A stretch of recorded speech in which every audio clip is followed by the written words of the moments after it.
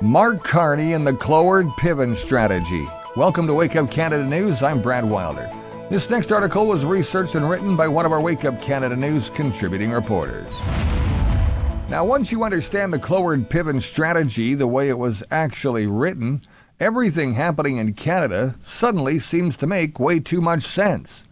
Now, that strategy wasn't a conspiracy theory. It was a real plan from the 1960s by two American academics, Francis Fox Piven and Richard Cloward, who openly argued that if you want to transform a country, you don't do it by winning debates or convincing voters.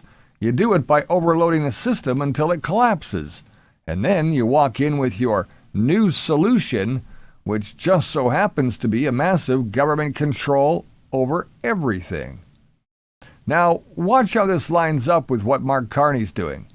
The original strategy said the goal was to flood social programs until the government can't afford them anymore. And what we're watching here in Canada is every program blowing past that breaking point. Housing is maxed out, hospitals are overrun, the immigration system is stretched so thin it's basically snapping, and social assistance keeps getting expanded while the tax base shrinks. Now, this isn't normal mismanagement. This is pressure. Intentional or not, it lines up perfectly with what the strategy's first step is. Push the system to its limits. Cloward and Piven said that once you overload the system, people panic. And that panic creates a crisis. And when you got a crisis, that's when whoever's in charge steps forward with the only possible solution. And here comes Mark Carney next, with his banker background, talking about restructuring the economy, restructuring social supports, restructuring energy, restructuring the dollar, restructuring trade, restructuring everything. My hero. Almost like someone standing by with a plan that you don't even get to vote on. Their whole idea was that you create dependence. You make people so financially squeezed, so stressed, so short on options that the government becomes the only lifeline.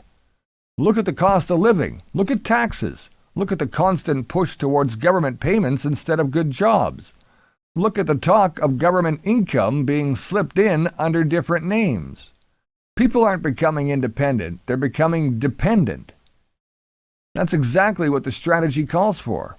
And the strategy said something else, that once people rely on the government for everything, you get to reshape the country without anyone technically overthrowing anything. You don't tear down democracy, you smother it under bureaucracy. And honestly, look around. People are so busy trying to survive the cost of groceries, rent, gas bills, they don't even have time or energy to stop and ask, hey, who's actually steering this ship? Meanwhile, Carney's presenting himself as the calm, reasonable expert who can manage the crisis. Well, a crisis is pretty convenient if it's the exact environment your plan needs to take control. Cloward and Piven believe that if you overwhelm a system, people will practically beg for a bigger government. And right now, we've got a prime minister in Mark Carney who seems ready to give them exactly that. Bigger programs, bigger control, bigger centralization, more federal authority over trade, money, energy, and speech. That's not accidental. It's not random. That's the playbook step by step. So when we say he's absolutely following the strategy, this is absolutely why.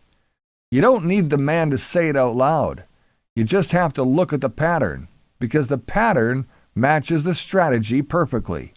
Overload the system, create the crisis, present the solution, grow government power, and reshape the country without ever firing a shot.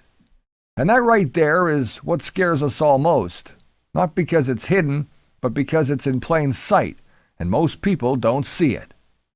Thanks for watching Wake Up Canada News. Please like, share, and follow us on any of your favorite socials, including YouTube, Facebook, Rumble, BitChute, and our website at wakeupcanadanews.com. Till next time, remember you're the voice, and it's time to make it count. I'm Brad Wilder. I'll see you soon.